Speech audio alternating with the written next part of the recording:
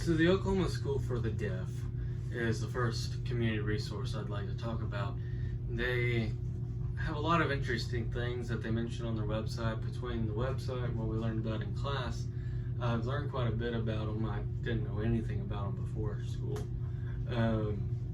One thing that's very interesting is they do hearing screenings on campus. They also work with hearing aids, doing fittings and maintenance and things like that, along with a lot of other stuff that the deaf and the hard of hearing would need to help them. And they do it all on campus.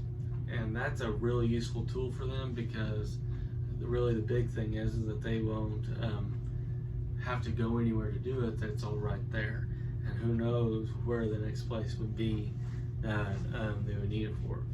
Then another thing that is really interesting is they do deaf awareness.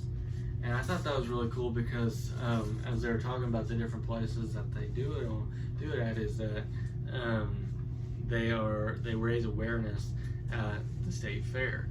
And I've actually been to their booth and didn't really know a whole lot about that.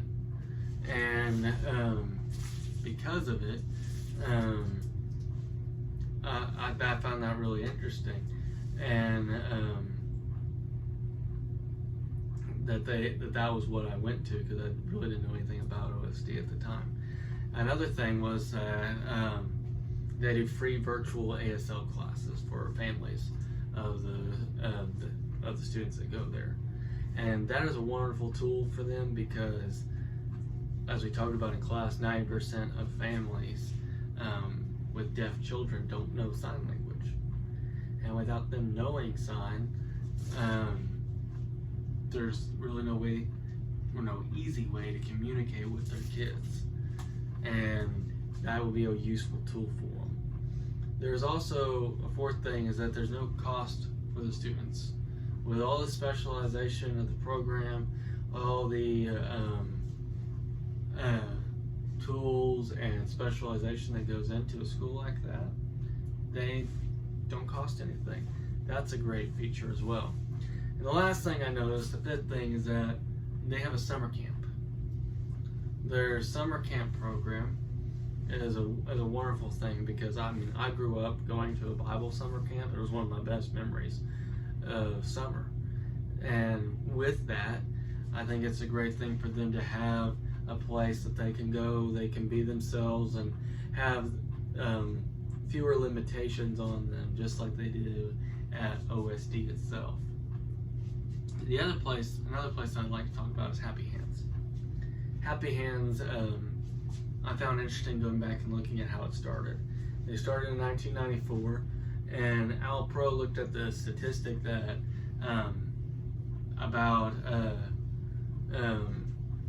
on average, the adult deaf person had about a third grade reading level. That's really bad. And it troubled him, and so he started Happy Hands, trying to start at a very early age correcting that problem. And so he wanted to give deaf children a good start. And so Happy Hands was born, and they only had 7 students and 2 staff members at first. And I think that's crazy that they were able to make that work. But I'm really glad that they did. They do a lot of care for infants through kindergarten. And this is one of the most important time frames.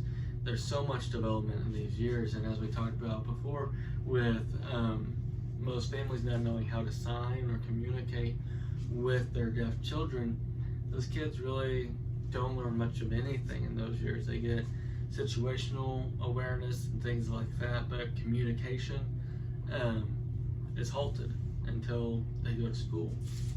And that can be absolutely detrimental to their development. And so it's wonderful that they've got this option from infants on up. They also help the students that are there learn how to communicate with their families and with other people that are hearing. And that gives them an extra tool, that even if their folks, even if their family doesn't learn ASL, doesn't know sign language of any kind, that they can still communicate to them in other ways. And they learn those skills at Happy Hands. one thing that I found that was really cool, the fourth thing that I saw was that you can volunteer there. This is something we talked about some in class, that you can even just go and rock a baby, and they need that, and that's awesome help. But what I found interesting on the website was just how wide of a range of spots that they have for volunteering. You can do anything from the rocking babies to helping in the office.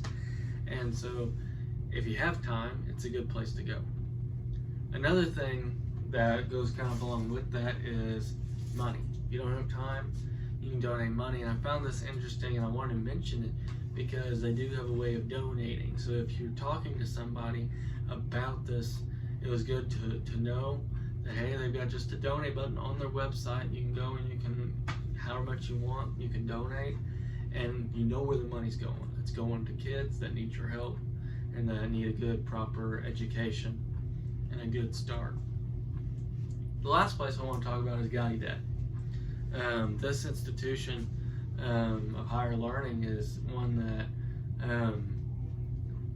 really surprised me, because going to a university right now and paying off my classes as I go along, I know it's expensive. So I went, and the first thing I did was I thought, how much does this place cost?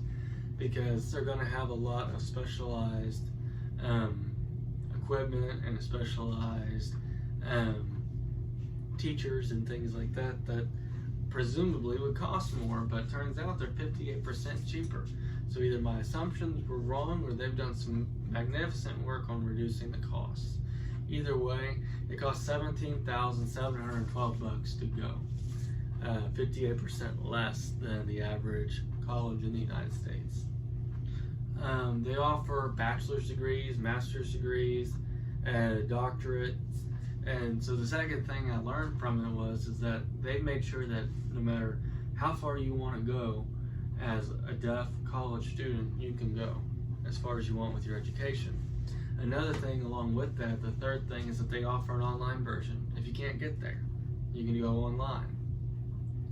Fourthly, about Gallaudet, you have baseball, basketball, football, soccer, cross country, and so many other different sports that are available there. We watched a video in class that talked about how they may not be the best at these sports, but they love doing it, and they're able to do it, and that's a great thing that they have that opportunity. And the last thing I looked at is, partly because me and my wife love to look at museums, we're kind of nerds that way, is that they have a deaf museum at the school.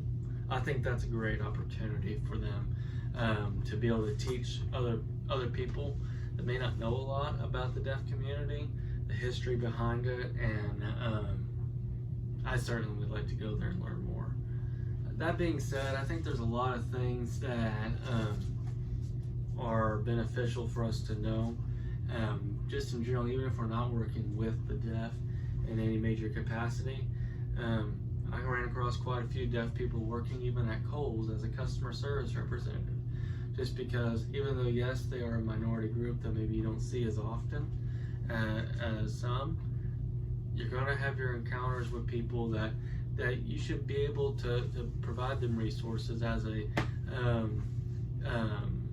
future special education teacher, I certainly need to know these resources, because I may have students come across that need this information, need to know where to go and how to get the help. And I'm glad that I know some more about it now.